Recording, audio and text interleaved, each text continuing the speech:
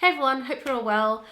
So I thought I'd do a pregnancy related video because I just thought, like, I'm getting really close to the end now, so if I don't do one soon, I feel like I wouldn't have done one in the whole, time frame, and I feel like I've got so much in me that I really want to talk about, and I've got 5 things that really helped me during pregnancy. For all the women out there that might go through some of the things that I've been through and who maybe don't expect some of the things like during pregnancy, slash who maybe want some tips and tricks and want to know what products would be good to maybe get to help their pregnancy, then I thought I should do this video for them. If you follow me on my other social media channels, you'll probably know that pregnancy hasn't been a breeze for me.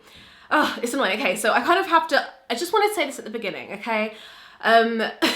I've just written a few things down that I've been through and that things that I felt quite challenging during pregnancy and things that a lot of people don't talk about at all.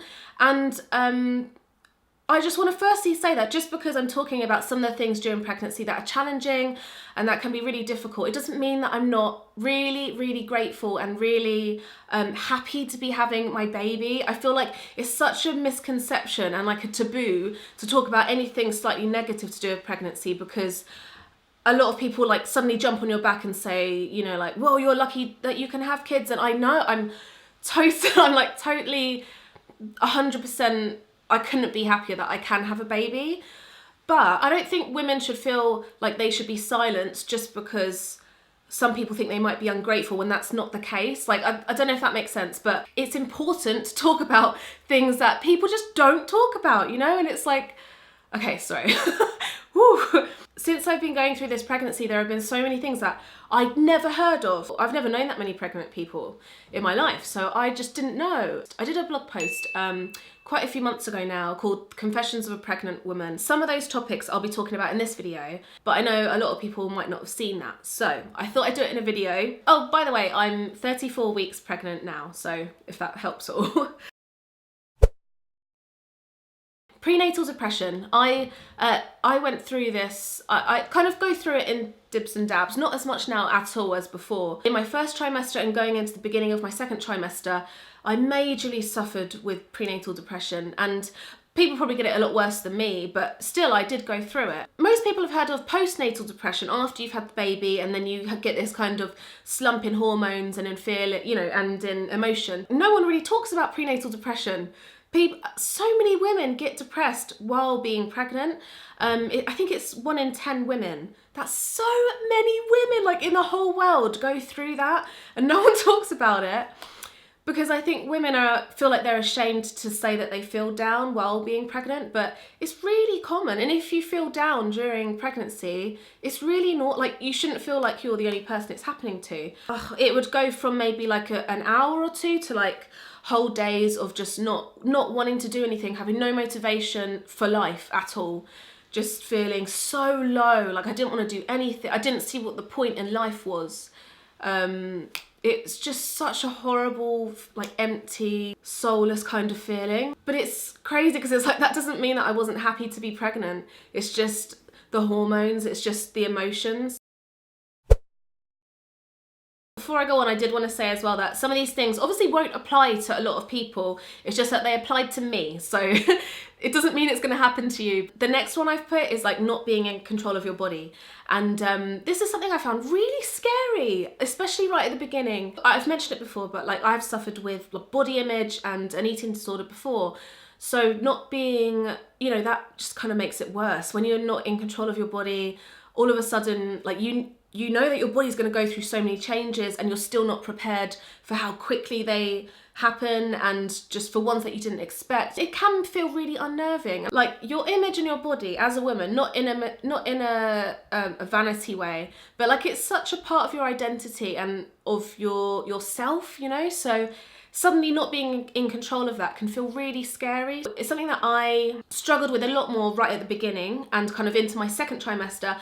And I think by this stage you just kind of accept it a lot more. You're just like, okay, that's changed, and after I'm pregnant, I can work on it, or, it's gonna shrink down anyway. Or even if you go through a really bad batch of feeling really uncomfortable in your body, I think in most cases you will feel comfortable again about that change. Like if you mention anything about body changes to people who kind of don't understand, they're really quick to brush it off and just be like, oh, it's worth it, oh, like, but you're gorgeous because you're pregnant. And it's like to be, you know, like, is it just me? It's like they don't really help, you know. Like when you're really in distress about your body, that doesn't help, even though it should. Like, the mind's a funny thing. I think a lot of the time it takes time to realise and to adjust to your body changing. Okay, next I've got identity. Oh my God, this is such a big one.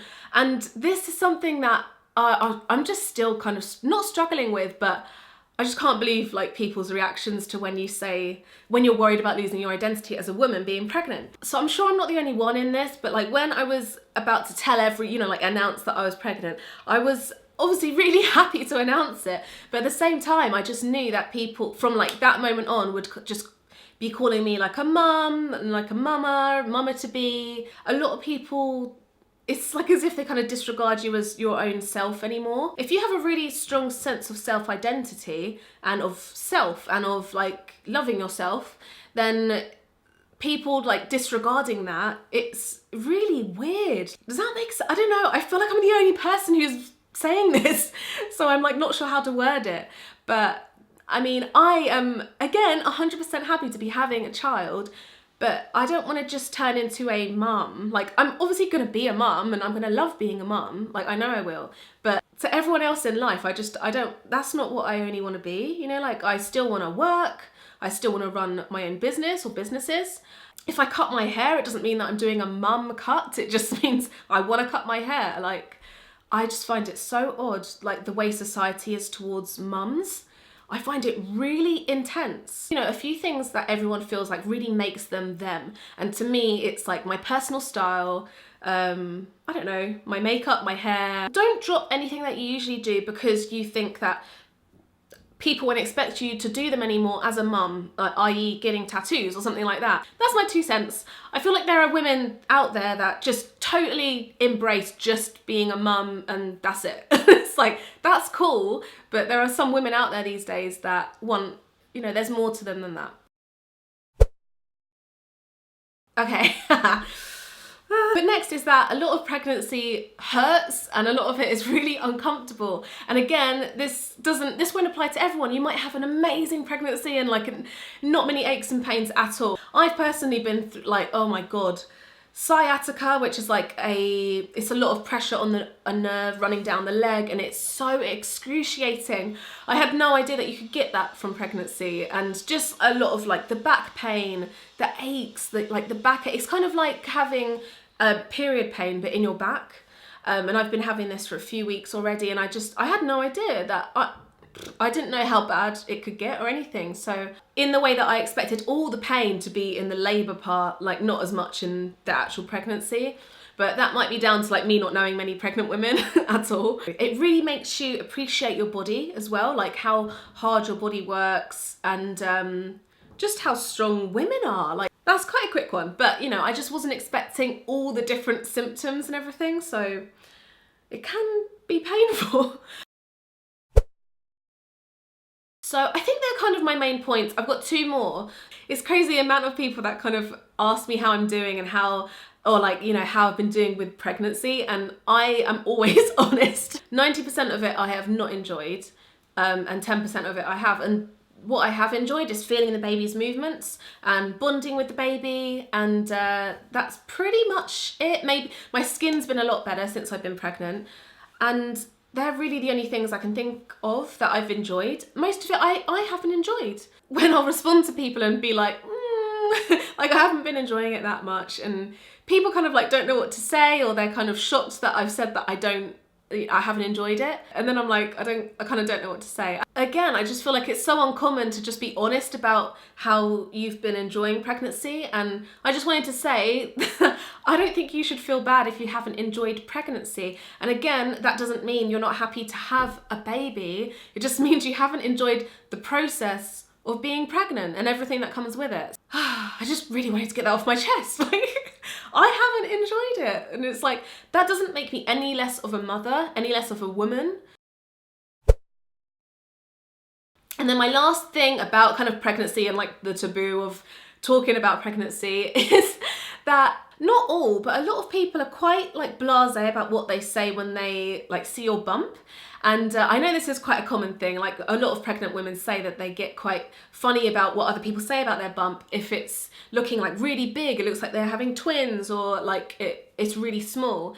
And I personally get a lot of like, oh, you look tiny. Mothers to be are like, there's a lot on your plate, and all you want is for your child to be healthy. So if you keep hearing that you're like really small or really big, it obviously can worry you. Not measuring big enough, I'm like not doing well enough in this pregnancy or something, and like just feeling like you have the right to just freely comment on a woman's body just because she's pregnant anyway is, you know, like that's a whole thing in itself. Like when you wouldn't usually, you know, like see someone somewhere and just be like, oh, you're looking tiny, or you're looking massive, or you know. So it's a really weird thing again in society. And like these can be like older women that have had kids ages ago and stuff, and it's like you think they know not to say something like that to you, but they still do. Like, it's really weird. Oh my god, I've been talking for like 24 minutes.